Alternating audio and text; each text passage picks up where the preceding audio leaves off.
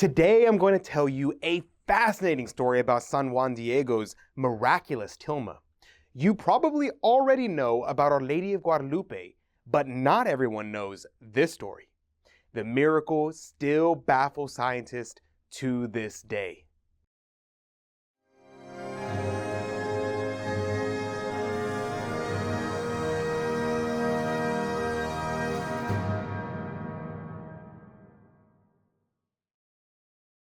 Howdy, and welcome to America Needs Fatima. My name is 𝗱𝗲𝗂𝗀𝗴𝗃𝗲, and before we get going, make sure to hit subscribe and click the notification bell. Oh, and we have openings in our Child of Mary group, so if you want to join us, click the link in the description below. Thank you. Alright, let's jump right in. It was December 12th, and Juan Diego was hurrying over to the bishop's palace with the roses Our Lady of Guadalupe had provided for him. But when he got there, the servants saw him as a nuisance and made him wait until it was very late. They pushed him around when he refused to show them what was in his tilma, which is a cloak. And when they finally saw the roses, they made 3 attempts to take some. At each attempt, the roses miraculously became part of the tilma, as if they were painted on. Then, when Juan Diego was let in to see the bishop, he knelt down and explained all he saw and heard from Our Lady. He wanted to prove what he said was true, so he untied the tilma and let the roses, which were actually the sign the bishop had secretly requested of heaven, fall to the ground. Everyone watching fell to their knees in silent amazement because miraculously imprinted on the tilma was Our Lady's perfect image. But the greatest miracle was that 8 million Indians converted in only 7 years following the apparitions. That means on average, over 3,000 Indians a day were baptized for the duration of 7 years. And since the tilma is made of cactus fiber, it should have disintegrated after 20 years, right? But it has survived almost 500 years now without cracking or even fading. Scientists cannot explain how this is possible. Over the years, the faithful have tried to embellish the tilma. A crown was painted on Our Lady's head and so forth.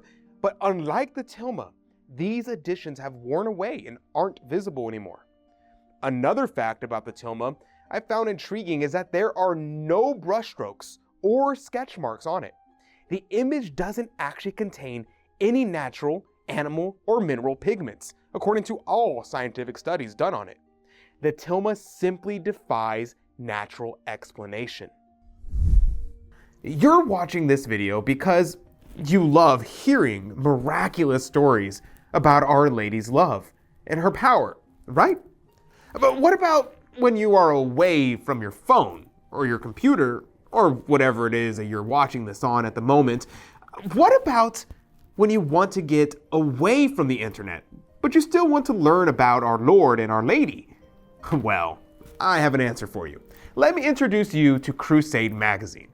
Now, if you look right here, Crusade magazine is a beautiful, full-color, fully Catholic magazine filled with stories about the saints, cutting-edge and current Catholic news articles, prayer suggestions, and so much more. We at America Needs Fatima designed Crusade magazine to be a way for you to be inspired, informed, and spiritually fulfilled, especially when you want to get away from your screen for just a moment.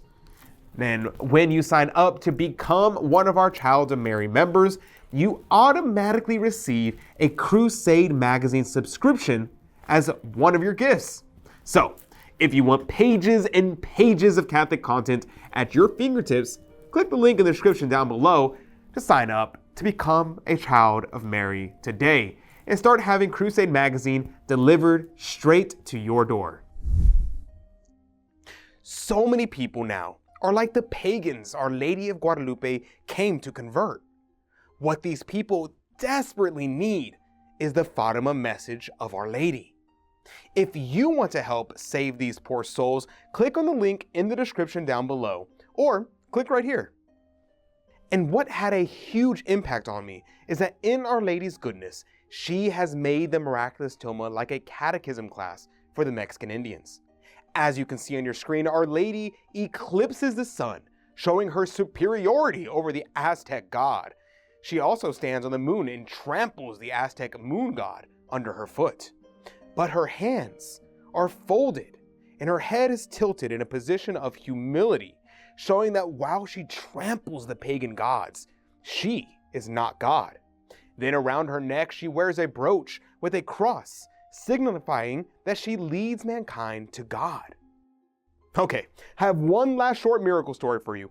And if you ever go on a pilgrimage to the Guadalupe Shrine in Mexico City, you'll see a stone sail ship monument near the chapel on the hill.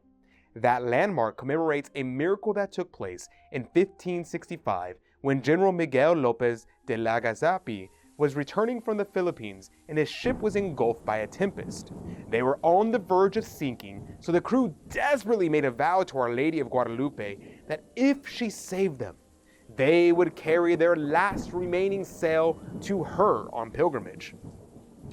And the storm quieted, and the men fulfilled their promise.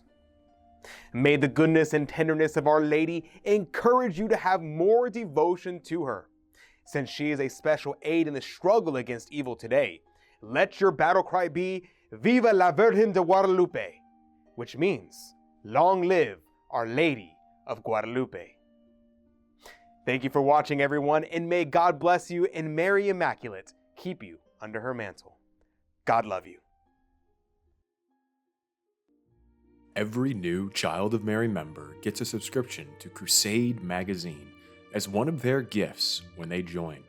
Become a Child of Mary today by clicking right here on your screen.